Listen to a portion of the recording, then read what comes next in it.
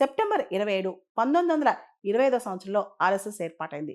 మనకు తెలుసు హెడ్గేవర్ గారు 1925 సంవత్సరంలో ఆర్ఎస్ఎస్ ఏర్పాటు చేసినప్పుడు ఆయనకి స్ఫూర్తి వీడి సవర్కర్. వీడి సవర్కర్ ఒక బుక్ రాశారు, హిందుత్వ. ఈ పబ్లికేషన్ ఆయన చాలా ఇన్స్పైర్ చేసి ఆర్ఎస్ఎస్ స్థాపించేలా చేసిందనమాట. రాష్ట్రీయ స్వయం సేవక్ సంఘ్ 100 సంవత్సరాల నుంచి రకరకాల సామాజికమైన, సాంస్కృతిక పరమైన యాక్టివిటీస్ చేస్తూ ముందుకెళ్తోంది. ఆర్ఎస్ఎస్ నిజమైన నినాదం ఏంటంటే nation building through discipline, unity and national pride.